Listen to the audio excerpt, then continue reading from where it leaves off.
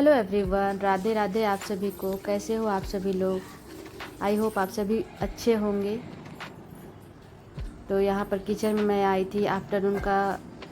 मुझे सिर्फ पराठे बनाने थे क्योंकि दही मेरे पास था और सब्जी भी मेरे पास था। जो रात में मैंने बनाई थी ना, तो वो बचे हुए थे फ्रिज में, तो मैंने उसी को गर्म कर दिया था क्योंकि बच्चे दही के साथ पराठे खाने वाले थे, सब्जी नहीं खाने वाले थे, इसलिए मैंने नहीं बनाया था। और बाहर मौसम आप देख सकते हैं कि बाहर बहुत ही बढ़िया सा मौसम था, लेकिन कभी धूप कभी बारिश इस तरह से हो जा रहा था।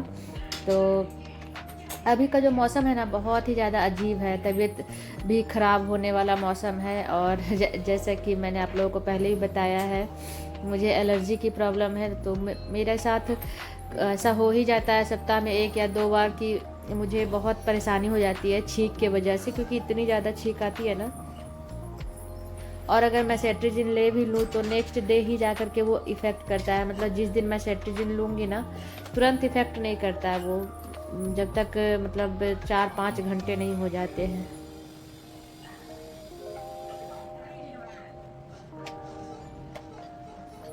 तो इधर ये जो वीडियो है ना, ये 2-4 दिन पुरानी है, क्योंकि इधर मैंने 2-4 दिन से बिल्कुल भी वीडियो नहीं बना, मतलब मैं बना ही नहीं पा रही थी। एक तो मेरा खुद का हेल्थ उतना बढ़िया रहता नहीं है, बीच बीच में गड़बड़ हो जाता है, तो कैमरा उठाने का मन ही नहीं करता है। ऊपर से बच्चों का अभी एग्ज़ाम चल रहा है, तो बच्चे मतलब पढ़ाई करते हैं, फिर एग्ज़ाम दे करके सुबह 9:30 बजे तक घर आ जाते हैं। तो उसके बाद फिर उनका खाना, उनकी पढ़ाई, ये सब। और थोड़ा बहुत बच्चे घर पर है तो बदमाशियाँ तो करते ही रहते हैं।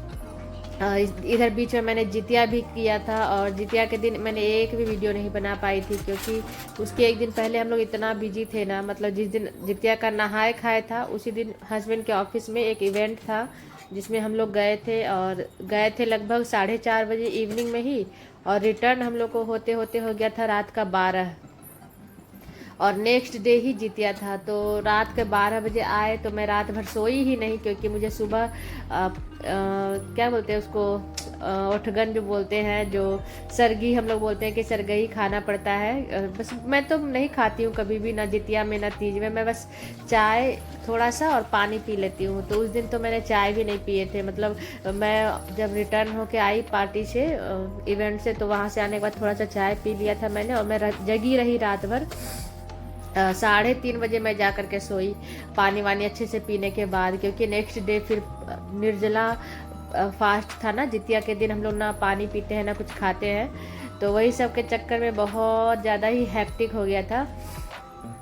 तो अभी आप देख सकते हैं कि जैसे ही मैंने पराठे वराठे बनाए और बाहर बारिश होने लगी, तो ये जो रस्सी है ना, मैं बार बार खोलती हूँ और बार बार मुझे डालना पड़ता है रस्सी को, क्योंकि जब अच्छा मौसम हो जाता है तो मैं जो किचन में रस्सी इस तरह से डाली हुई रहती हूँ ना, उसको हटा देती हूँ।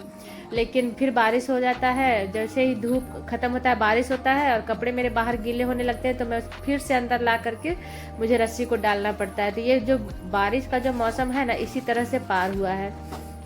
अब तो जाके मौसम बहुत अच्छा हो गया है, बारिश बहुत कम होने लगी है, नहीं तो बहुत ज़्यादा ही मतलब बारिश हुआ है अहमदाबाद में इस बार।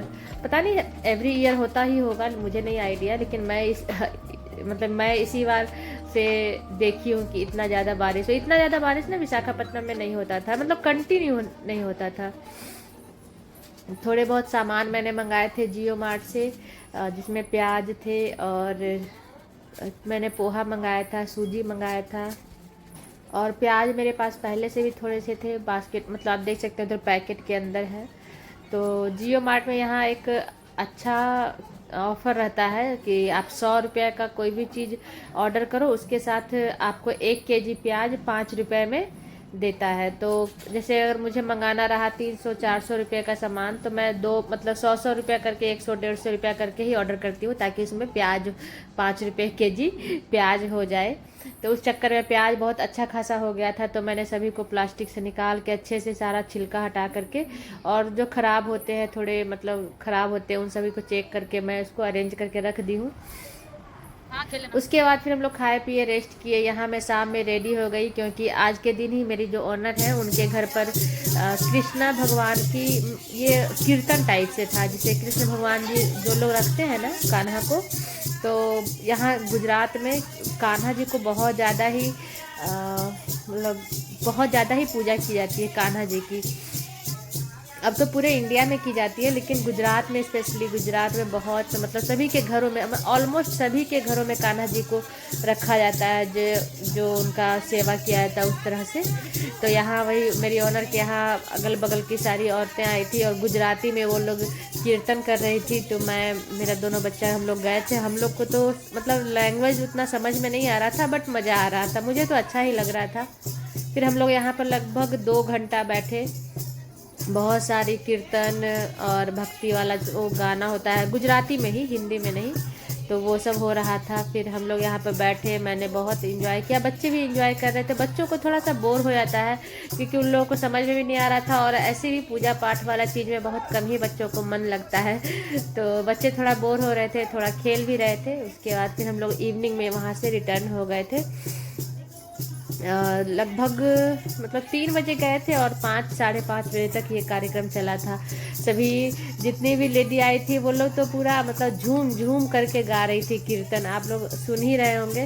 और मुझे तो लैंग्वेज नहीं पता चल रहा था, लेकिन जो भी धुन था ना बहुत ही अच्छा था, बहुत ही सुंदर था, बहुत सुंदर लग रहा था सुनने में। गुजराती टोन बहुत अच्छा था। और फिर ये लोग डांडिया भी कर रही थी, डांस भी कर रही थी, तो और भी अच्छा लग रहा था। मैं तो कुछ भी नहीं की क्योंकि मैंने फर्स्ट टाइम इस तरह से कुछ एक्सपीरियंस किया था, कीर्तन टाइप से घर पर जो होता है वो मैंने कभी नहीं देखा था। हम लोग के साइड में बहुत कम लोग के यहाँ इस तरह से कुछ होता है। और बस हम लोग यहाँ पर एंजॉय किए।